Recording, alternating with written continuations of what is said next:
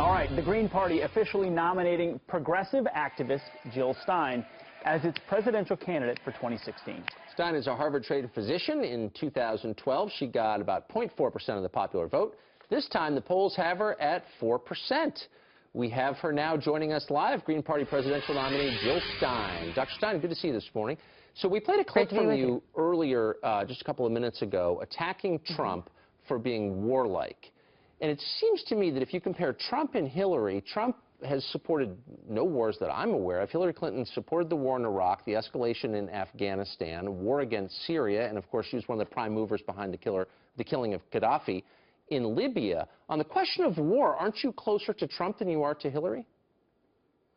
I think you could say so. I think Hillary has an absolutely catastrophic war record. On the other hand, Trump has talked about his secret plans that will obliterate resistance in various areas of the Middle East, which is rather worrisome that he won't tell us how he's going to obliterate the enemy in the Middle East. And he's calling again for the strongest military ever. Right now, that military is eating up 50% of our discretionary budget. Almost half of your income tax is going to support the military. And these wars that have not made us safer, in fact, they're making us less safe. Terrorism only keeps gaining more territory, becoming more strong and more vicious. So this is a failed policy, and unfortunately, Donald Trump doesn't really stand up to that. He calls for more of the same, though you're right, he doesn't have the track record of these devastating wars that Hillary actually does. And Ms. Stein, I want to get your thoughts on Julian Assange, because from WikiLeaks, and those tens of thousands of emails that were released by WikiLeaks caused a lot of convention chaos. Debbie Wasserman Schultz even booed out of a job almost. He was satellited into the convention, and he was deemed a hero. What does that mean? Well, thanks to whistleblowers like Julian Assange, we actually know now about the government spying on us, on our phone calls, on our emails, on our web communications and habits. So there are actually violations of our constitutional rights that are going on behind closed doors. And now that we've been alerted, we've actually started to take steps to correct that. So I think it's very important. Whistleblowers have always played a really critical role for making sure that they keep our government honest and that they are not violating our rights behind closed doors. Well, Dr. Stein, and thanks to traitors like Edward Snowden, we've also lost agents on the battlefield because we've given up their identity of sources and methods. You talk about Donald Trump's non-plan for the Middle East. Or he's got a secret plan. Well, hold on. What is a plan? What is your peace offensive in the Middle East? Is that what's going to defeat ISIS? Just a little bit more peace, maybe some jobs for them? What does a peace offensive do to defeat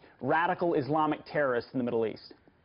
Well, first, let's remember we've spent $6 trillion. That's $75,000 I understand what's per been American done. What's household. your plan? So, well, I think it's important to be clear that more of a failed policy is not going to work. You cannot bomb terrorism out of existence. You have to starve it. You have to deprive it of weapons, and you have to deprive it of funding.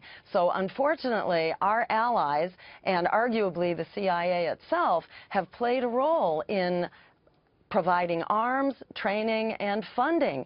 So we need to freeze the bank accounts. Hillary Clinton herself, as Secretary of State, identified the Saudis as still the major funder of terrorist enterprises around the world. So it's time to get clear with our allies that they need to help us fight terrorism, and that means to stop the funding, the training, and the armaments. Most of the arms supplied to the Middle East are actually coming from the U.S. and our allies. We just sold $100 billion worth of arms to the Saudis, who can then distribute them wherever they like. So we can shut down this war because it's our weapons that have enabled it to be fought. So you mentioned our allies. Both candidates agree our key ally in the region is Israel. You support a boycott of Israel, and you describe the government this way as responsible for, I'm quoting, apartheid, assassination, illegal settlements, blockades, building of nuclear bombs, indefinite detention, collective punishment, and defiance of international law. My question to you is, do you think Israel is more an outlaw state than, say, Cuba is? Which is a more legitimate government? Well, let me say this. Our policy applies to all countries, right. And that is where there are flagrant violations of human rights, war crimes, assassinations, and international law, then we need to stop supporting those countries, to stop funding them. So we're calling for a level playing field here. Everything we say about Israel also applies to our ally Saudi Arabia, for example, or to Egypt. In the case of Israel, we are providing $8 million a day for an army, which is an army of occupation, which is in defiance of international law. So this isn't something that just I am making up. This is the actual statements of the United Nations and international law. But are you making a moral equivalence between Israel and Cuba, where there are gulags and jailing of dissidents? I mean, are you making that moral equation? Well, we're not funding Cuba to the tune of $8 million a day. And that's what our policy says, is that we need to stop funding and supporting those governments that are in violation of international law. Yeah, there's lots of human rights violations going on in Cuba, in the United States, everywhere around the world. So a lot of Democrats but what our policy says is that we stop actually funding those countries. A lot of Democrats are mad at you because they look at you as the Ralph Nader of this election. If you poll 3 points, 2 points, 1.5 from Hillary Clinton, you could throw this race to Donald Trump. That's the argument they make. How do you respond to that? Well, first, politicians don't have a new form of entitlement, an entitlement to our votes. They have to earn our votes. Right now, voters are not happy with either Hillary Clinton or Donald Trump. In fact, they are the most disliked and untrusted candidates ever. A poll today just showed both of them are distrusted by the American public overwhelmingly. And at the same time, the public is clamoring for more voices and more choices. That's what democracy is supposed to be about, and that's what my campaign provides in this election. Well, there you have it. Jill Stein, the Green Party candidate.